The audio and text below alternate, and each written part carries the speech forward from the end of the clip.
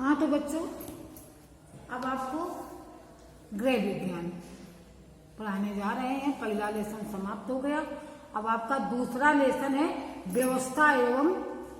व्यवस्था गृह एवं परिवार के संदर्भ में। तो आपका विस्तृत उत्तरी का पहला क्वेश्चन है,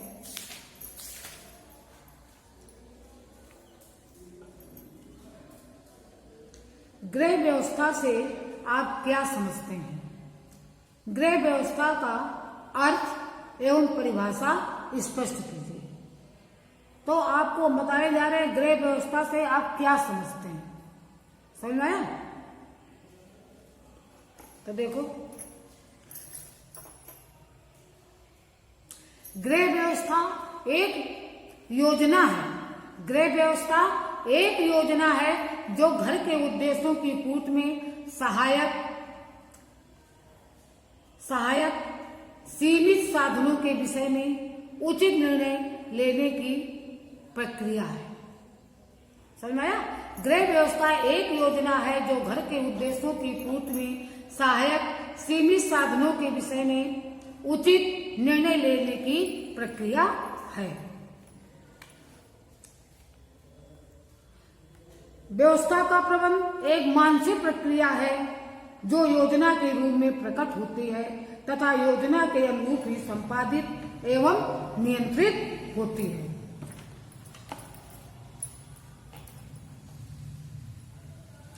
व्यवस्था के रूप में योजना का कार्यान्वयन लक्ष्य प्राप्ति का उत्तम साधन बन जाता है। औद्योगिक, व्यावसायिक, यातायात तथा अन्य सभी क्षेत्रों में व्यवस्था के नए नए तथा उपयोगी नियम खोजे जा रहे हैं। घर तथा परिवार के क्षेत्र में भी सरल तथा सुचारू रूप से कार्य को पूरा करने के लिए गृह व्यवस्था को लागू किया जाता है।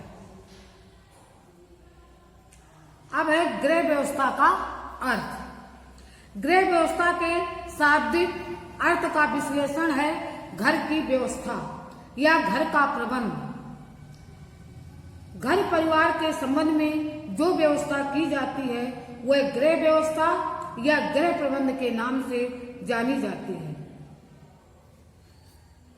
गृह व्यवस्था को दैनिक जीवन में गृह प्रबंध भी कहा जाता है।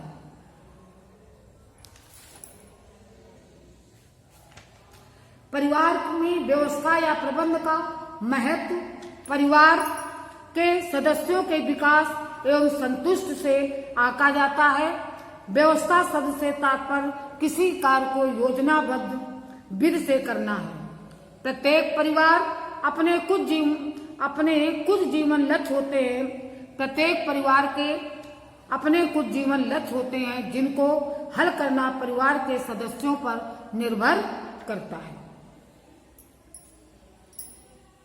प्रत्येक घर में परिवार के शारीरिक, आर्थिक, सामाजिक एवं आध्यात्मिक जीवन से संबंधित आवश्यकताओं के लिए व्यवस्था करनी होती है। इसके लिए गृह परिवार का नेतृत्व संबंधित ज्ञान विज्ञान को प्रयुक्त करता है और साधनों के अनुसार योजना बनाता है। सामान्य रूप से नीति निर्धारण, उसको क्रियान्वित करना, संगठन निर्माण तथा उसका उपयोग व्यवस्था या प्रबंध के अंतर्गत आ जाते हैं।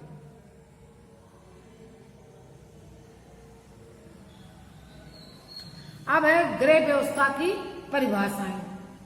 अलग अलग राइटर ने दी है, जैसे विद्वानों ने दी, जैसे गुड जॉनसन के अनुसार। किसके अनुसार?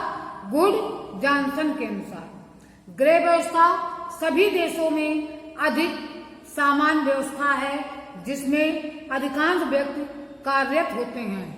वह अधिकांशतः धन का उपयोग किया जाता है तथा यह व्यक्तियों के स्वास्थ्य की दृष्टि से अत्यधिक महत्वपूर्ण है।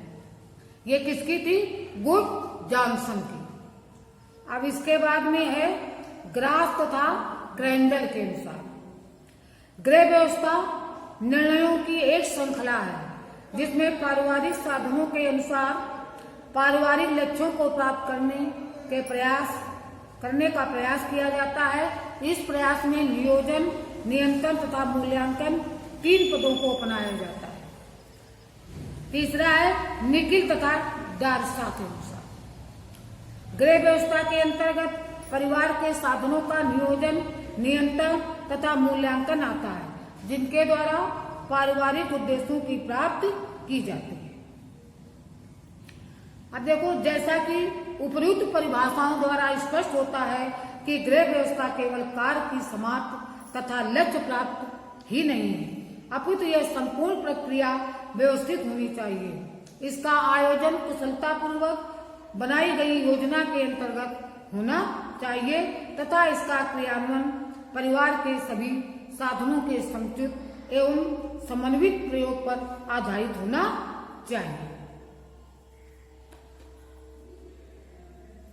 ये पहला क्वेश्चन आपका खत्म हो गया। और दूसरा है, 2 ही बताएंगे। दूसरा है गृह व्यवस्था के प्रमुख उद्देश्यों का विवरण प्रस्तुत कीजिए कि गृह व्यवस्था के उद्देश्य कौन कौन से हैं। तो देखो, गृह व्यवस्था द्वारा परिवार के जिन लक्ष्यों को प्राप्त किया जाता है उन्हें ही गृह व्यवस्था के उद्देश्य कहा जाता है। प्रत्येक परिवार के कुछ लक्ष्य होते हैं जिन्हें सूझबूझ से तथा अपने साधनों को ध्यान में रखकर निर्धारित किया जाता है। इस प्रकार गृह व्यवस्था के मुख्य उद्देश्यों का संक्षिप्त विवरण इस प्रकार है। पहली हेडिंग, परिवार के सदस्यों का सर्वांगीण विकास। एक कुशल गृहिणी अपने परिवार के सदस्यों की रुचि, कार्य, आदत एवं व्यवहार से परिचित होती है और यथासंभव परिवार की आर्थिक स्थिति के अनुसार उसके लिए पौष्टिक भोजन की व्यवस्था करना उसका कर्तव्य है। रुचि के अनुसार कार्य का विभाजन आदि करके वह सभी सदस्यों को प्रसन्नता प्रदान करने का प्रयास करती है।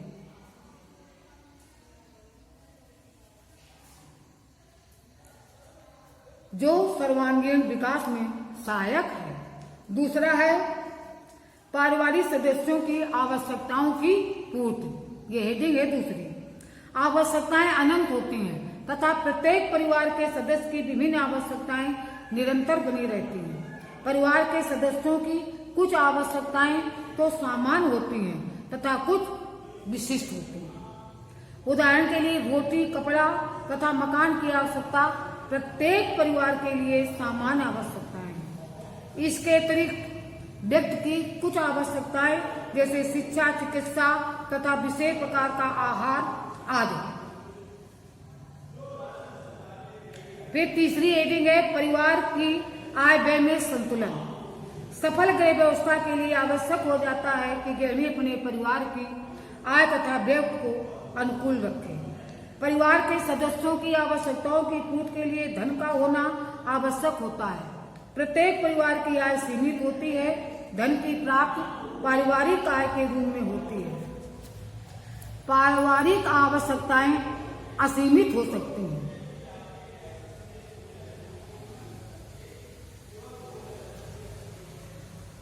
आय व्यय में संतुलन बनाने के लिए बजट बनाया जाता है। बजट बनाने में अनिवार्य आवश्यकताओं की पूर्ति का ज्ञान तो होता ही है, साथ में बचत के महत्व को समझा जाता है। गृह वातावरण को उत्तम बनाना अगली हेडिंग चौथी। गृह व्यवस्था का उद्देश्य न केवल भौतिक आवश्यकताओं की पूर्ति करना है, वरन परिवार के पारिवारिक सुख समृद्धि के लिए आवश्यक है कि गृह वातावरण उदय हो। इसके लिए परिवार के सदस्यों का आपसी संबंधी अनुशासन एवं पारिवारिक मूल्यों को स्थापित करना भी गृह व्यवस्था का उद्देश्य होता है। इसके बाद पांचवा, पारिवारिक स्तर को उन्नत बनाए रखना। गृह व्यवस्था का एक महत्वपूर्ण उद्देश्य पारिवारिक स्तर को उन्नत बनाए रखना भी है। प्रत्येक परिवार का रहन सहन का एक स्तर होता है जो परिवार के साधनों के आधार पर निर्धारित होता है। गृह व्यवस्था का एक महत्वपूर्ण उद्देश्य है सभी प्रकार के परिवार का एक समुचित स्तर बनाए रखना है। उपर्युक्त वर्णित उद्देश्यों को ध्यान में रखते हुए कहा जा सकता है कि पारिवारिक लक्ष्यों को प्राप्त करने के लिए उद्देश्यों की प्राप्ति के लिए प्रयास किए जा सकते हैं, जिससे परिवार को अधिक से अधिक सुखी, समृद्ध एवं संपन्न बनाया जा सके। ये आपका 2 ही क्वेश्चन लिखो ना और याद करो।